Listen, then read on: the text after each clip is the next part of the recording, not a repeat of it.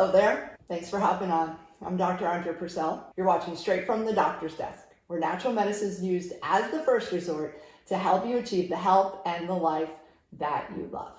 Today we're talking about alcohol in menopause. Are you feeling stressed out? How have you been taking care of yourself lately? Do you find that you look forward to a drink towards the end of the work day or the work week? You just want to unwind a little, take the edge off.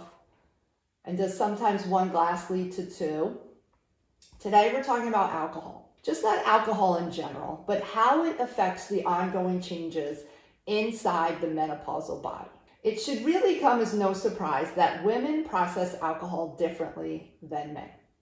It's like apples and oranges. Male metabolism, female metabolism. So today we're going to discuss the effects of alcohol on this life stage and how it relates to the fluctuations in the hormone levels. Stick around because it's pretty fascinating.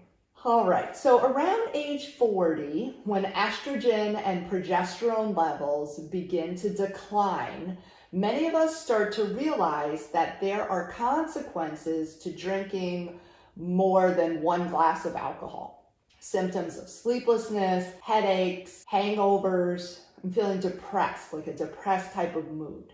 And then it becomes harder to enjoy alcoholic beverages without suffering negative consequences. And the alcohol just doesn't seem to have the same effect that it once did.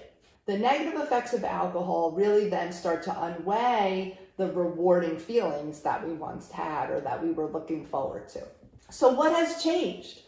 Well, the body, for one thing. Living 4 decades on planet Earth with all its stress, toxins, combined with food and drink choices, really can lead to a boggy liver over all those years. That, combined with hormonal changes, causes the body to respond to alcohol differently. So what does alcohol actually do to us? Well, alcohol is not a health food. There's really nothing healthy about it. It causes inflammation and oxidative stress in the body, but it's especially in the liver.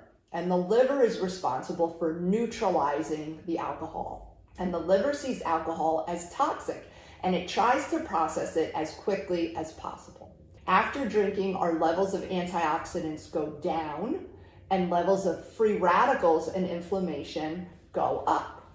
And it's the inflammation that contributes to the hangover symptoms. And it's thought to be the contributing factor for the increased breast cancer risk. So it's more than 2 drinks a night contributes to breast cancer risk. And breast cancer risk increases at age 40. There's an enzyme called alcohol dehydrogenase, which converts alcohol to acid aldehyde, which can cause sweating, flushing, like those night sweat symptoms, and nausea. And this may be why after having a few drinks, you wake up at 3 a.m. sweating. You feel dehydrated, you feel sick, and that disrupts sleep. Hormones are affected by alcohol. In and around menopause, estrogen and progesterone levels begin to decline. And we have estrogen receptors on many cells, including brain cells. So estrogen is neuroprotective, which means it protects brain cells and it helps with brain plasticity, like an elasticity. So when estrogen levels drop, the brain shrinks a bit, and this can result in some of the short-term memory loss, so common in menopause, but that's for another day and another topic.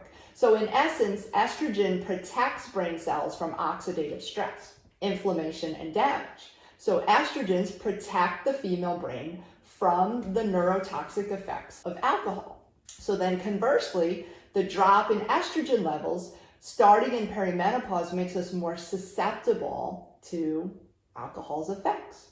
So there's oxidative and cellular damage from alcohol, which kills our neurons. Alcohol also can affect brain chemistry and moods. I often hear, Dr. Purcell, I think alcohol is affecting my sleep. Yes, you're probably right. Alcohol does impair the signaling of the neurotransmitter GABA. And GABA is a calming and inhibitory neurotransmitter, and therefore alcohol will reduce the calming effects of GABA.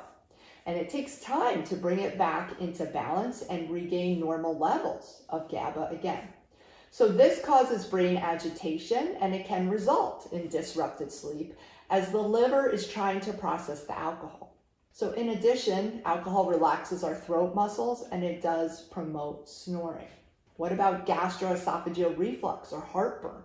Alcohol directly irritates the stomach lining and causes inflammation. It can increase stomach acid production, which is irritating, leads to nausea, and results in, snacking on the starches, kind of mop up the fluid in there. I need some bread. There are bioactive chemicals in alcoholic drinks that are formed during fermentation, and that leads to bloating, gas, and distension. They do tend to be the highest in beer, wine, and whiskey, and the lowest in clear distilled spirits. So metabolizing a single molecule of alcohol requires B vitamins and zinc, in addition to a well-functioning liver and having adequate hormone levels. Should any of these be lacking, then you will have some of the negative consequences that we have been talking about. And I think this can help answer some of the questions that maybe you had in the back of your mind about alcohol. I hope this discussion has been informative, and thank you for joining me today. Stop by again for another segment of Straight from the Doctor's Desk. If you're interested to learn more about natural medicine, you can always visit me on the web at www.drandreapurcell.com and check out some of my other videos on women's health. Ciao for now.